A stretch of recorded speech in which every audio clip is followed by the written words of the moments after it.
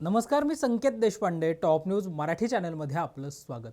महाराष्ट्र विधान परिषदेच्या 11 जागांसाठी मतदान जे आहे ते जाहीर झालेलं आहे. निवडणूक जाहीर झालेली आहे आणि येत्या 12 जुलै रोजी मतदान जे आहे ते होणार आहे. सकाळी 9 ते 4 या वेळेमध्ये ही मतदान प्रक्रिया जी आहे ती पार पडणार आहे. या निवडणुकीमध्ये जर आपण पाहिलं तर भारतीय जनता पक्षाकडून 5 उमेदवार जे आहेत ते रिंगणामध्ये आहेत. यामध्ये राज्याच्या माजी मंत्री आणि भारतीय जनता पक्षाच्या राष्ट्रीय सचिव पंकजा मुंडेंचा समावेश आहे. हडपसर विधानसभेचे माजी आमदार योगेश टिळेकर यांचा समावेश आहे. माजी राज्यमंत्री डॉक्टर परिणय फुके यांच्या नावाचा देखील समावेश आहे.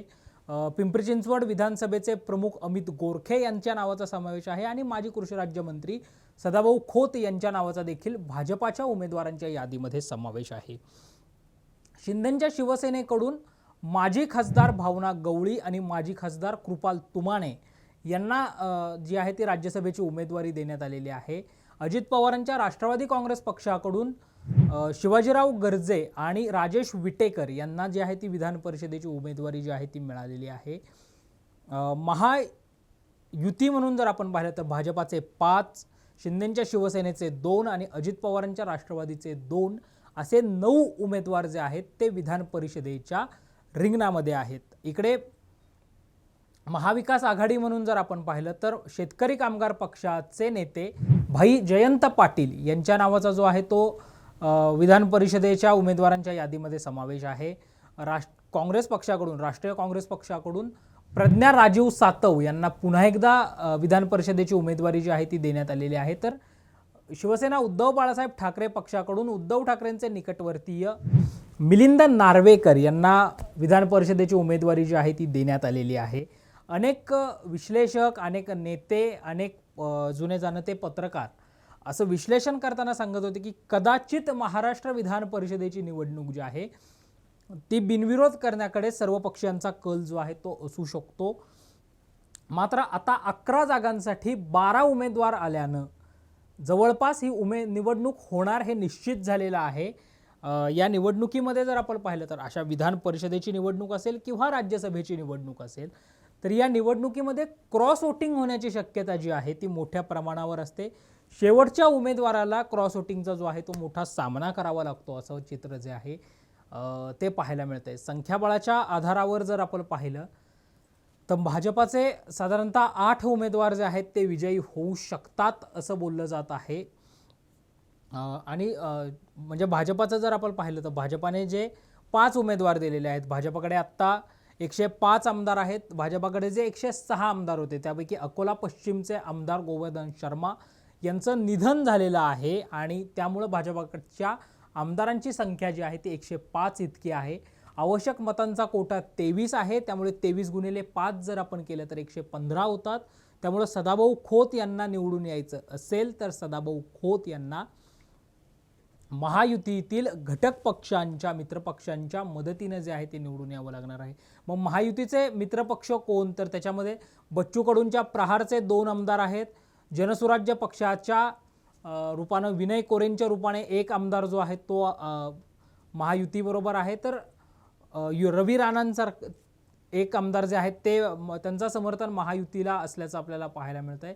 राजेंद्र पाटील यड्रावकर शिंदेंच्या शिवसेनेबरोबर आहेत, शिराळाचे आमदार, त्यामुळे त्यांचा पाठिंबा जो आहे तो महायुतीला मिळण्याची शक्यता आहे.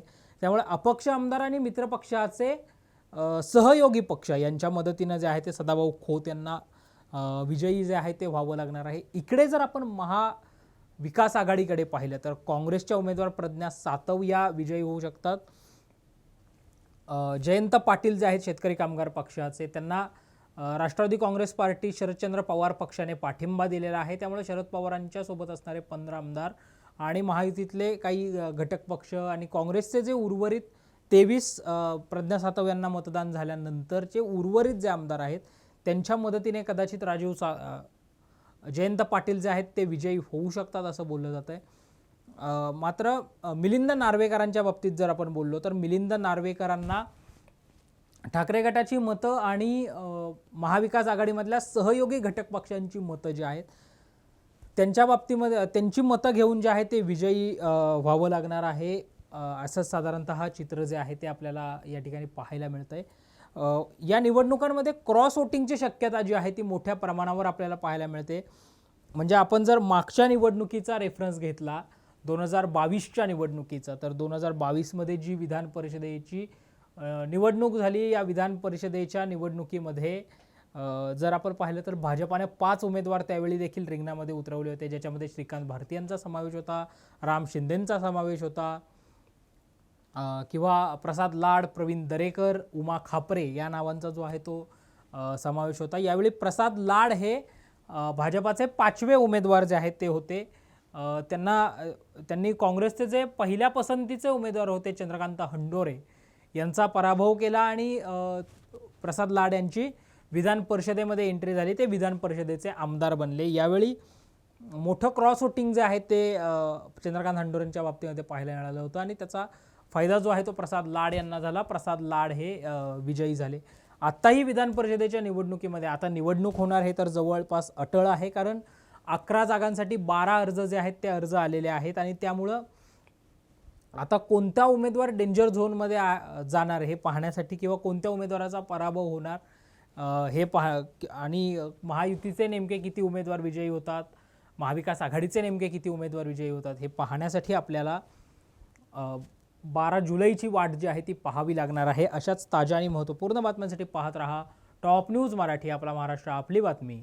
आणि होय, आता top news Marathi channel Jio टीव्हीच्या OTT प्लॅटफॉर्मवर, तेही 24 तास. Come on guys, hurry up. यार सुन ना, एक ब्रेक ले लेते हैं. Guys, I'm telling you, तुम लोगों को सही से ट्रैकिंग नहीं आता. But that's okay, you can learn. रोज का ढक्कन देना. तो ये रेड वाला है, सही वाला देना. अब एक ढक्कन, पहले तो सही पानी पीना.